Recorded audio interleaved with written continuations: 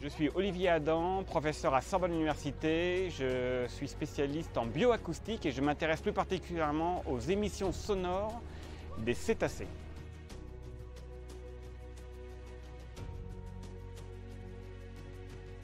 La bioacoustique, c'est l'étude des sons du vivant, des espèces non humaines. On s'intéresse aussi à l'environnement. En fait, on a trois grands groupes de sons pour décrire des paysages sonores. On a le son qui vient de l'environnement, par exemple la pluie, tremblement de terre, la glace, les courants marins. On a les sons qui viennent du vivant, des espèces non humaines, comme les cétacés par exemple dans les océans, mais ça peut être aussi les crevettes, les différentes espèces de poissons. Et puis on a les sons qui viennent des activités humaines, puisque toutes les activités humaines en mer génèrent des sons. Et donc ce qu'on fait, c'est qu'on va les enregistrer et l'ensemble créer des paysages sonores sous-marins, et c'est ça qui nous intéresse.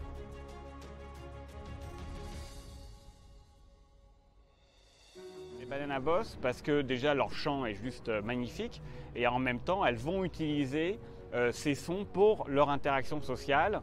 La mère avec son petit va échanger des sons, il va y avoir aussi des sons entre adultes, mâle-mâle ou mâle-femelle, et en fait on s'aperçoit que ces sons vont structurer leur société et leur façon de vivre ensemble.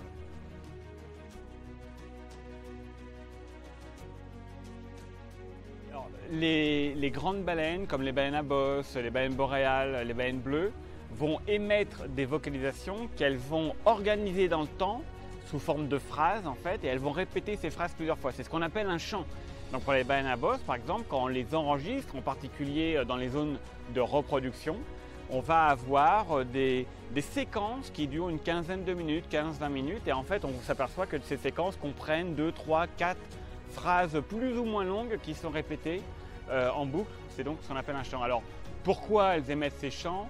Étant donné que dans les années 70, elles ont été enregistrées dans les zones de reproduction, les biologistes nous ont proposé comme hypothèse, c'est que ces chants faisaient partie des différentes méthodes qu'utilisaient les mâles pour aborder des femelles, pour attirer les femelles. Et puis depuis les années 2000, on pense que c'est plus des interactions mâle-mâle, parce qu'il y a beaucoup en fait de compétition entre les mâles, et que probablement les chants peuvent servir à s'identifier, se localiser, délimiter son territoire.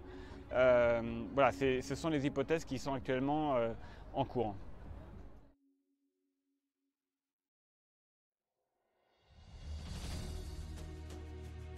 Les écosystèmes marins contribuent à leur façon à lutter contre le réchauffement climatique, notamment avec l'absorption du CO2 par exemple.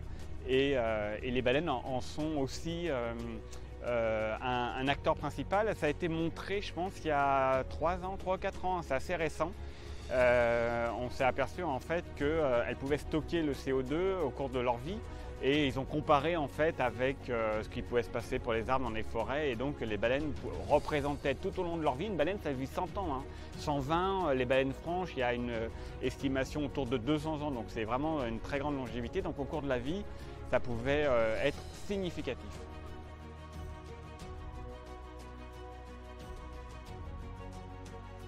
De façon générale, c'est que les activités humaines sont extrêmement importantes, extrêmement fortes. On parle encore de croissance des activités humaines en mer, et donc ces pressions qui s'accumulent les unes au-dessus des autres vont mettre en danger en fait toutes les espèces de cétacés.